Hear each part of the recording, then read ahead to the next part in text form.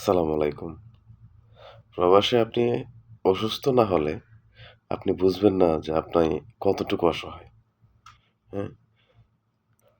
তখন আসলে বোঝা যায় যে প্রবাসীরা আসলে অসুস্থ হলে কতটুকু অসহায় হয়ে পড়ে। আর আপনি যদি কোনো কোম্পানিতে চাকরি করেন তাহলে তো উপায়ই নেই। আপনি বলবেন আপনি থামান, বাট আপনার যে বস আছে উনারা বলবেন মাফি মুশকিলা, সমস্যা নাই। তুই কাজ কর, সব ঠিক হয়ে যাবে। মানে আপনি ওদেরকে বুঝাইতেই পারবেন না যে আপনি অসুস্থ। ঠিক আছে? যাই হোক, আমি ৩ দিন ধরে অসুস্থ, খুবই অসুস্থ, দোয়া করবেন। সবাইকে বলব এক কথা যে আগে নিজের শরীরকে সুস্থ রাখার চেষ্টা করবেন। তারপর হচ্ছে কাজ। আমি অসুস্থ হয়ে বুঝতে পারলাম যে আসলে প্রবাসে অসুস্থ ছাড়া অসহায়ত্বটা বোঝা যায় না। সবাই ভালো থাকবেন।